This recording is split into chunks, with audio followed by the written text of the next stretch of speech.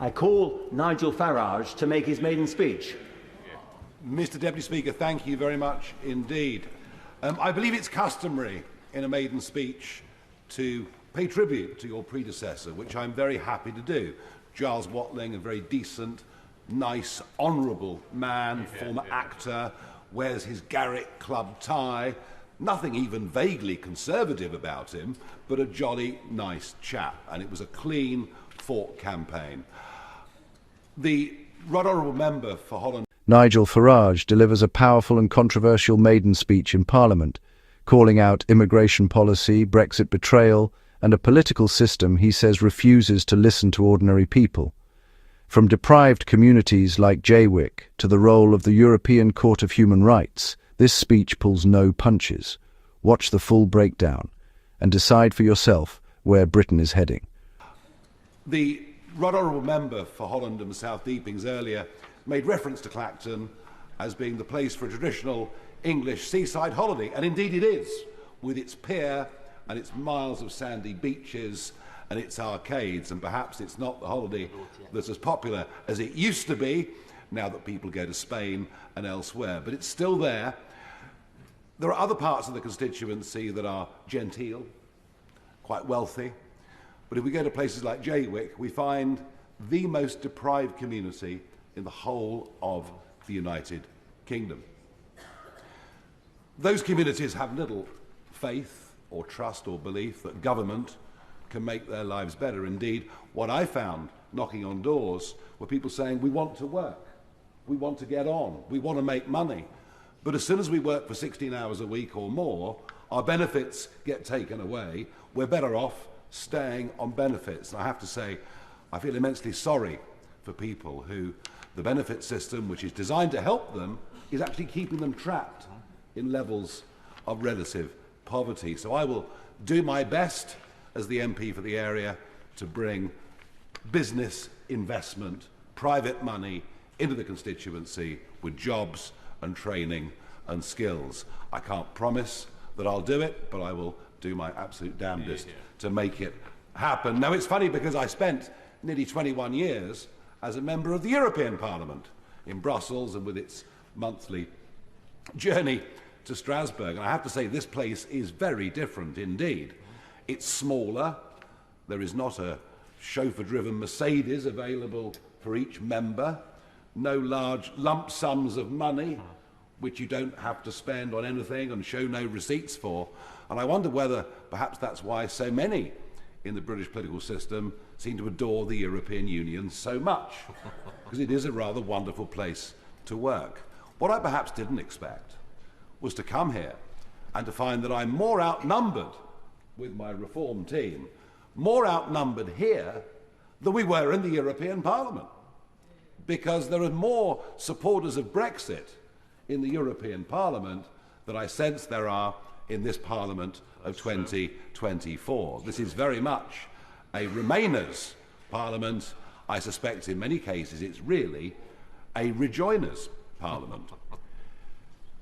But the other issue, and it's very interesting as we debate the King's speech, if you look at the speech itself, the word immigration is mentioned only twice, and asylum just once. And perhaps this is not a surprise, as when Sir Keir Starmer laid out the 6 big priorities for the general election for the Labour Party, he didn't mention legal or illegal immigration.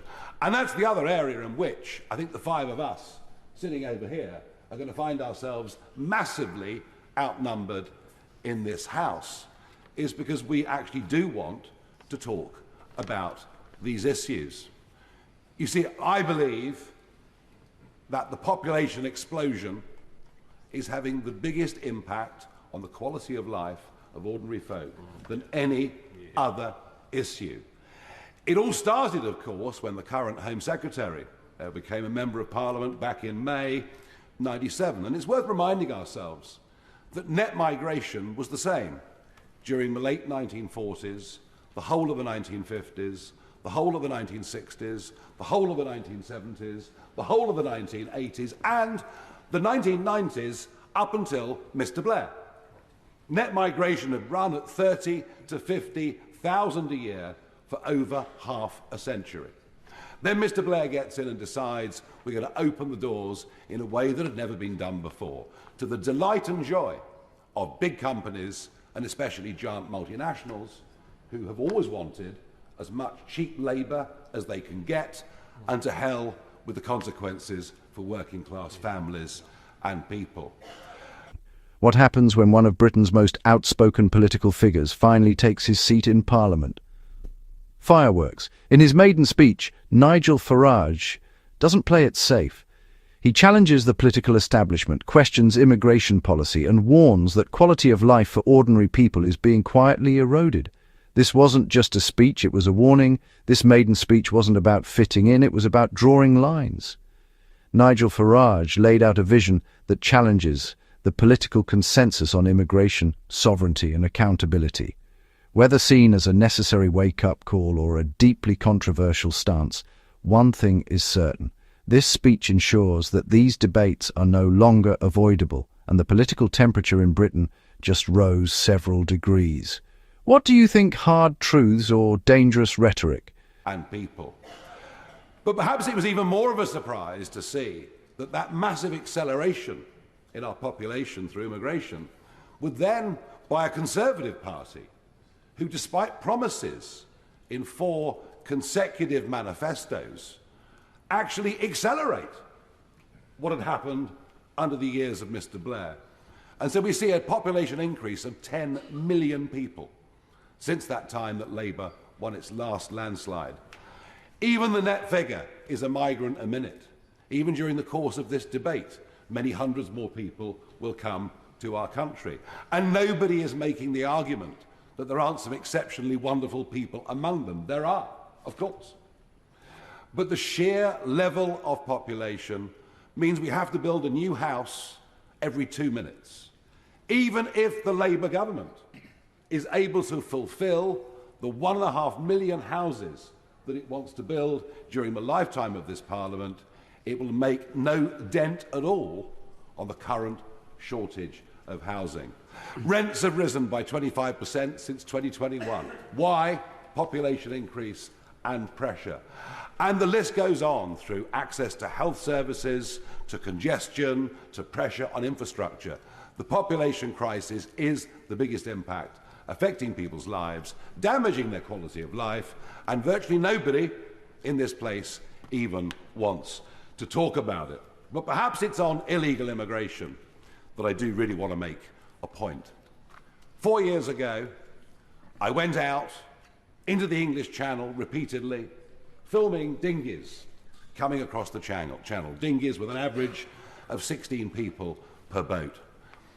I was described as being a sad, lonely, desperate figure, always seeking attention. And I've no doubt there are some that think that's still the case today. Spot on. Thank you. But I did it because it was obvious to me what was going to happen. It was obvious that there would be a huge influx of people illegally coming to Britain across the English Channel, and it would happen because we'd stopped deporting people who came to Britain illegally.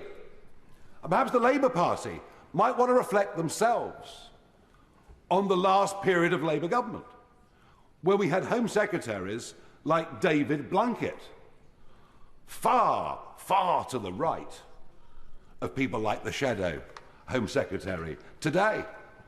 You came to Britain illegally during the last Labour government.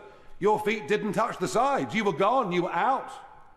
Indeed, in the last year of the Labour government, from 2009 to 10, 50,000 people who came here illegally were deported. Now, none of that happens anymore. It didn't happen under 14 years of Conservatives, and it clearly isn't going to happen under this Labour government. And I wonder why. I think you'll find it's the increased role of a court overseas that was set up in the wake of World War II with the very, very best of intentions that has now completely outlived its usefulness. It is, of course, called the ECHR, the European Court of Human Rights, and it was the Labour government that enshrined the Convention into British law. We will not stop the boats, even if we sent a handful to Rwanda. We will not stop the boats by attempting to smash the criminal gangs. We've been doing that to the drugs industry in Britain year after year, decade after decade, with no success whatsoever. The financial rewards for smuggling people across the English Channel can now net a gang 2 to 3 million euros a week. Whatever prison sentences or penalties are put upon them, there will always be people volunteering to make millions of euros a week. We will only stop this if we start deporting people that come illegally. Then they won't pay the smugglers. But we'll only do that by leaving the ECHR. But I've got a fun suggestion that I think would liven up politics, engage the public, and see a massively increased turnout. Why don't we have a referendum on whether we continue to be members of the ECHR? If you enjoyed this breakdown, don't forget to like, comment, and hit the subscribe button for more political insight.